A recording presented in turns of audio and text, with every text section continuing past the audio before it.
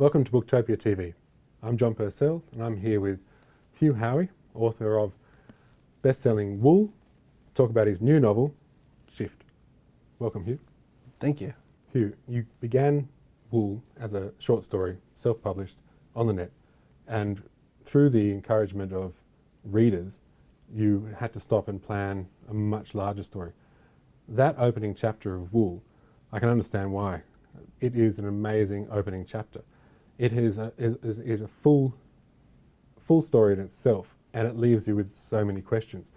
What kind of questions came from readers? What were the demands they had on you in that first time? And how did you plan out such a massive story from that one little germ? Well, when I didn't really get to plan out that story until after that first book had already been read by so many people. But the feedback I was getting was, wow, this is great. I love this story. Where's the rest of it? And I think I've had that same feeling as a reader. If I really love a book, I just don't want it to end. And this was such a short story, and it seemed to build this world and these characters so quickly. And it enticed readers to reach out to me and to each other and ask where the rest of the story was. The challenge with building the world from this was that for people who've read the first story or have already read Wool, there's not a lot left there to go forward with. So I had to create a new characters, a new worlds, and a new plot.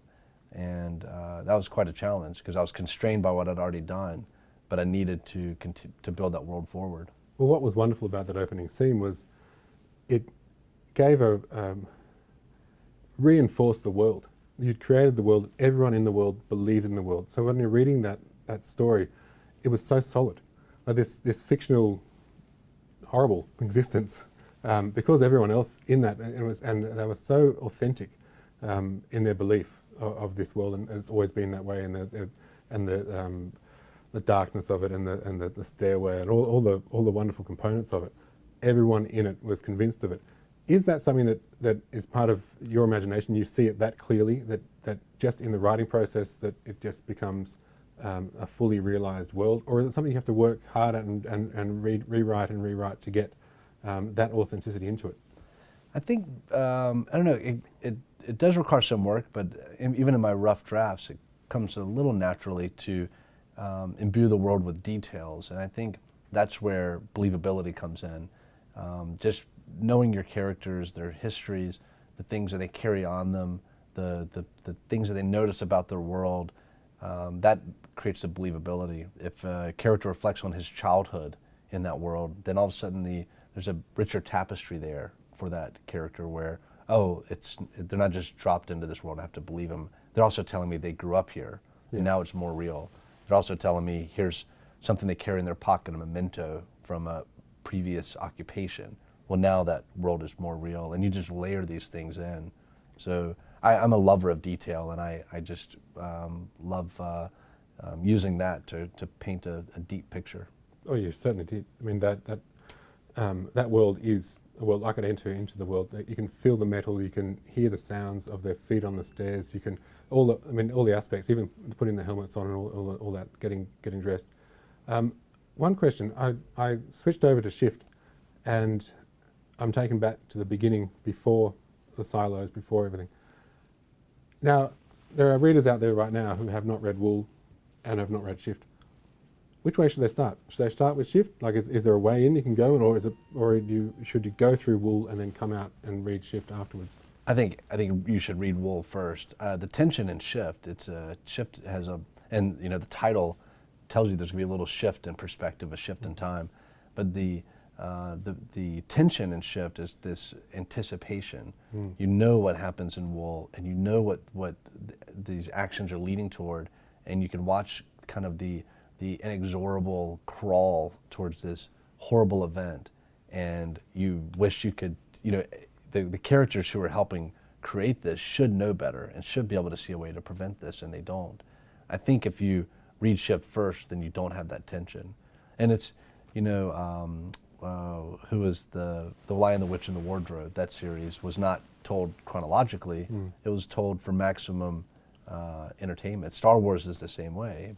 You can't watch them in order, because then you don't have the great reveal of who Luke's father is. So read them the way they're published, and I think you'll enjoy it a lot more. Our future in wool, it isn't a pleasant one. Is that something that's in you? Do you have a deep fear of our future, or is it something that just interests you, or is it something that's in vogue and you wanted to write, or that readers are interested in, so you kept going with?